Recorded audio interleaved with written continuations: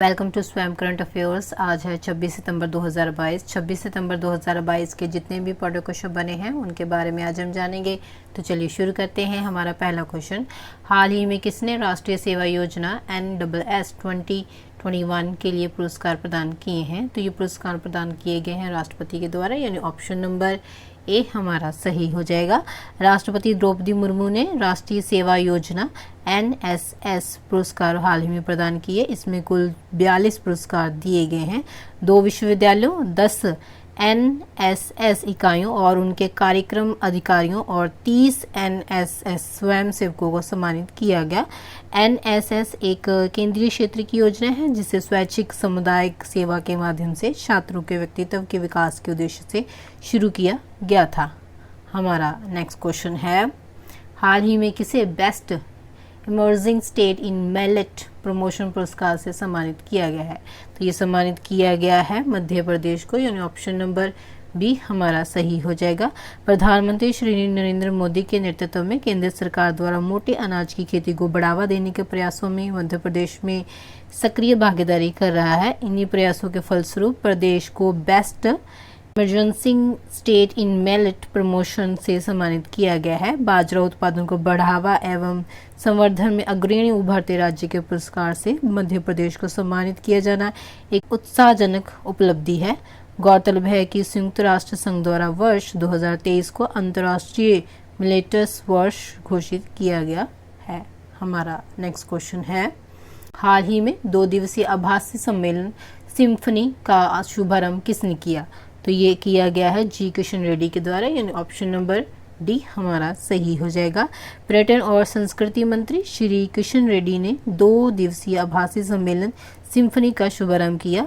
विश्व पर्यटन दिवस के अवसर पर पूर्वोत्तर क्षेत्र विकास मंत्रालय द्वारा 24 से लेकर 27 सितंबर से इसका आयोजन किया जा रहा है। इसका उद्देश्य उत्तर पूर्व भारत के बेरोजगार हिस्से को प्रदर्शित करने और उत्तर पूर्वी क्षेत्र में पर्यटन क्षेत्र को बढ़ावा देने के लिए एक रोड मैप बनाना है। हमारा नेक्स्ट क्वेश्चन है, कौन सा देश एशिया का ताड़ के तेल का सबसे बड़ा आयातक है जो कि वैश्विक आयात का 15% हिस्सा है? तो वह है भारत, यानी ऑप्शन नंबर ए हमारा सही हो जाएगा। एशिया के 5 प्रमुख ताड़ के तेल आयात करने वाले देशों के शीर्ष खाद्य तेल उद्योग संघ एशियन पाम ऑयल अलायंस बनाने के लिए एक साथ आए हैं। एशिया के 5 प्रमुख तेल आयातक देश एक गठबंधन बनाते हैं जिनमें भारत, पाकिस्तान, श्रीलंका, बांग्लादेश और नेपाल है। और इसमें सबसे ज़्यादा जिसका आयात होता है वो है 15% हिस्सा जो कि भारत के द्वारा किया जाता है। हमारा नेक्स्ट क्वेश्चन है, हाल ही में कौन सी राज्य सरकार 2.5 लाख जल दूत शामिल करेगी? तो वह करेगी असम सरकार, यानी ऑप्शन नंबर बी हमारा सही हो जाएगा। जल संरक्षण और संबंधित मुद्दों पर जागरूकता पैदा करने के लिए असम सरकार राज्य में 2.5 लाख जलदूत शामिल करेगी। 9वीं से 10वीं कक्षा तक के 10 विद्यार्थियों को मिशन की प्रत्येक योजना के तहत जलदूत के रूप में लाया जाएगा। चयनित छात्रों को सामुदायिक जुड़ाव के साथ साथ पानी, स्वच्छता और स्वास्थ्य पर 2 दिवसीय कार्यशाला से गुजरना होगा। हमारा नेक्स्ट क्वेश्चन है, संयुक्त राष्ट्र सुरक्षा परिषद में तत्काल और व्यापक सुधारों के लिए संयुक्त वक्तव्य पर कुल कितने देशों ने हस्ताक्षर किए? तो हस्ताक्षर किए गए हैं 32, यानी ऑप्शन नंबर डी हमारा सही हो जाएगा।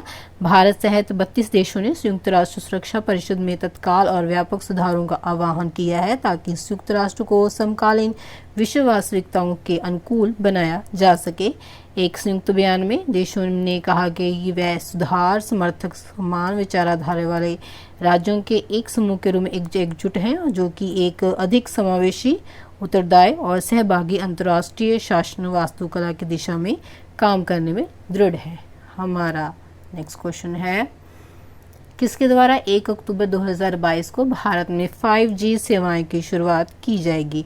तो शुरुआत की जाएगी नरेंद्र मोदी के द्वारा, यानी ऑप्शन नंबर बी हमारा सही हो जाएगा। भारत में 5G सेवाएं 1 अक्टूबर 2022 को शुरू होने के लिए पूरी तरह तैयार हैं और प्रधानमंत्री नरेंद्र मोदी दिल्ली के प्रगति मैदान में इंडिया मोबाइल कांग्रेस में 5G सेवाओं का उद्घाटन करेंगे। हमारा नेक्स्ट क्वेश्चन है, हाल ही में किस राज्य में भारत का पहला हिमस्खलन निगरानी रडार स्थापित किया गया है? ये स्थापित किया गया है सिक्किम में, यानी ऑप्शन नंबर बी हमारा सही हो जाएगा। भारतीय सेना और रक्षा भू सूचना विज्ञान और अनुसंधान प्रतिष्ठान DGRRE ने हाल ही में उत्तरी सिक्किम में हिमस्खलन निगरानी रडार को संयुक्त रूप से स्थापित किया। भारत में अपनी तरह का ये पहला रडार होगा जो कि अपने ट्रिगर के 3 सेकंड के भीतर हिमस्खलन का पता लगाने की क्षमता रखता है और सैनिकों और नागरिकों के साथ साथ आसपास की संपत्तियों के मूल्यवान जीवन को बचाने में भी सहायता करता है। हमारा नेक्स्ट क्वेश्चन है, आयुष्मान भारत डिजिटल मिशन ने डिजिटल रूप से जुड़े कितने करोड़ के स्वास्थ्य रिकॉर्ड का आंकड़ा पार कर लिया है? तो ये आंकड़ा पार किया गया है 1 करोड़ का, यानी ऑप्शन नंबर डी हमारा सही हो जाएगा। भारत ने अपनी डिजिटल स्वास्थ्य यात्रा में एक और मील का पत्थर हासिल किया है, क्योंकि आयुष्मान भारत डिजिटल मिशन ने एक ही दिन में 27 लाख से अधिक रिकॉर्ड के साथ 1 करोड़ डिजिटल रूप से जुड़े स्वास्थ्य रिकॉर्ड को आंकड़ा पार किया है। केंद्रीय स्वास्थ्य मंत्री डॉक्टर मनसुख मांडविया के अनुसार ABDM यानी आयुष्मान भारत डिजिटल मिशन ने डिजिटल हेल्थ केयर परिदृश्य में एक क्रांति ला दी है। अब तक आयुष्मान भारत स्वास्थ्य खाते और ID बनाए जा चुके हैं। हमारा नेक्स्ट क्वेश्चन है, अंत्योदय दिवस भारत में व्यापक रूप से कब मनाया जाता है? तो ये मनाया जाता है 25 सितंबर को, यानी ऑप्शन नंबर बी हमारा सही हो जाएगा। अंत्योदय दिवस भारत में हर साल 25 सितंबर को व्यापक रूप से मनाया जाता है। ये भारतीय प्रमुख पंडित दीनदयाल उपाध्याय की जयंती का प्रतीक है और उनके जीवन और विरासत को याद करने के लिए उनके सम्मान में व्यापक रूप से जाना जाता है। तो फ्रेंड्स, ये थे आज के कुछ इंपॉर्टेंट करंट अफेयर्स। अगर आपको वीडियो अच्छी लगी तो आप इसे लाइक और शेयर करें। अगर आप चैनल पर नए हैं तो चैनल को सब्सक्राइब करें।